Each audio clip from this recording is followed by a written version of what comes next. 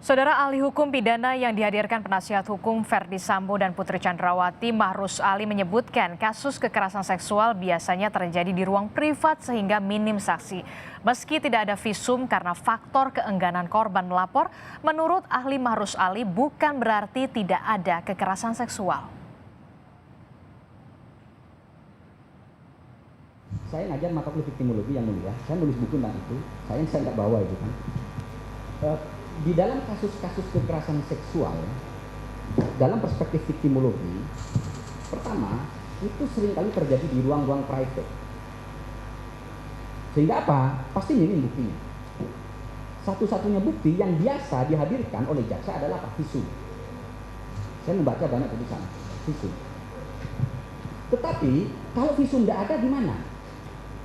Nah, pertanyaan saya begini, visum tidak ada itu adalah terkait dengan tantangan yang lebih berat yang dihadapi jaksa untuk membuktikan, tapi dia tidak menghilangkan tidak adanya kejahatan. Dan jangan disimpulkan bahwa kalau korban tidak melakukan visum tidak terjadi kejahatan. Kenapa? Karena begini yang mulia, dalam perspektif victimologi, korban kekerasan seksual itu tidak semuanya punya keberanian untuk melapor. Banyak faktor. Satu, riset saya menunjukkan bahwa korban kekerasan seksual ketika melapor, dia akan mengalami yang namanya viktimisasi sekunder.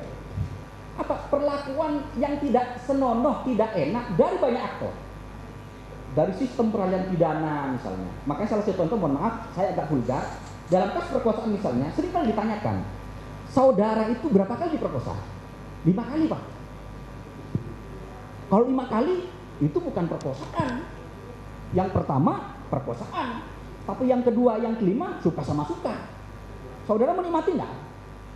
Itu pertanyaan-pertanyaan yang sifatnya menjadikan korban menjadi korban kedua kali karena pertanyaan yang tidak ramah. Maka kenapa muncul Perma yang mulia 2016 itu ya, tentang perlakuan yang baik terhadap perempuan.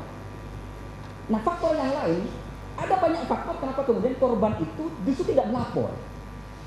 Faktor yang apa? Budaya patriarkal. Di negara-negara berkembang, riset saya menunjukkan bahwa budaya patriarkal, bahwa yang berkuasa laki-laki, perempuan itu selalu menjadi nomor 2. Makanya kasus yang di Jawa Timur, ketika ada seorang bapak ya memperkosa anaknya sampai anaknya melahirkan, ketika terungkap di persidangan, itu salah satu alasan mengapa dia tidak berani melapor, karena keluarganya yang melarang melapor. Kenapa? Dianggap itu adalah aib.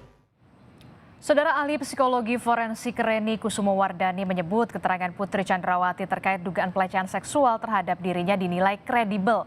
Lalu benarkah demikian? Kita akan bahas dengan ahli psikologi forensik, ada Reni Kusumowardani, dan juga ada pembela hak perempuan Ratna Bataramunti, serta ada juga dari keluarga kuasa hukum keluarga Yosua, Mansur Febrian telah bergabung bersama kami. Kita sapa dulu Pak Mansur. Selamat malam Pak Mansur. Selamat malam, Kak. Pak Mansur, tadi dalam sidang yang menghadirkan ahli yang kuasa hukum dari Verdi Sambo menyatakan biasanya dugaan kekerasan seksual ini dilakukan di ruang privat dan minim saksi. Tanggapan Anda seperti apa? Betul sekali apa yang disampaikan oleh ahli tadi, bahwa kejadian pelecehan seksual itu tidak serta-merta di tempat di mana orang berlalu lalang. Biasanya ada tempat sepi yang memang itu betul-betul mengamankan dirinya. Ini sangat tidak logis sekali ketika akan melakukan pelecehan seksual, tapi di tempat di mana relasi kuasanya itu lebih besar daripada yang diduga korban ini.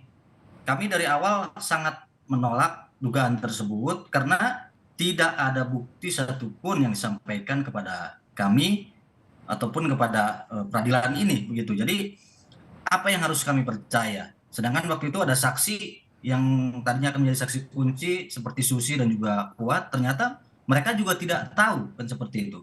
Lalu digabungkan lagi ke kasus perkosaan. Nah, kalau memang ada kasus perkosaan, mana visum et repertumnya? Bukan kami tidak mempercayai yang diduga menjadi korban pelaku tindak pidana kekerasan seksual ya, tapi karena kita melihat relasi kuasanya, posisi daripada Ibu PC ini kan sangat tinggi sekali dibandingkan daripada anak klien kami. Anak klien kami sudah tidak bisa membela dirinya. Jadi kamilah dengan keluarga yang membela, mana bukti real, mana bukti konkretnya. Kalaupun memang tadi ahli menyatakan tidak berarti tidak ada pelecehan kan seperti itu. Nah, apakah keterangan saksi ini sudah bersesuaian dengan keterangan saksi yang lain, kemudian juga bersesuaian dengan alat bukti yang lain, begitu? Tadi juga disebutkan memang tidak ada visum karena memang mungkin keengganan untuk melaporkan juga soal dugaan kekerasan seksual. Tanggapan Anda seperti apa? Padahal memang bukti yang penting adalah soal visum karena memang tidak ada keterangan saksi yang menguatkan. Baik, kalau memang dipaksakan tidak akan ada bukti visum et repertum, kita harus percaya kepada siapa? Apakah hanya keterangan terdakwa? Kalau memang begitu kita fairness saja, kita buka semua CCTV-nya. Tidak mungkin di rumah seorang jenderal bintang 2 ini tidak dipasang dari semua lini itu CCTV, pasti ada. DVR-nya mana? Itu harus terbuka semua.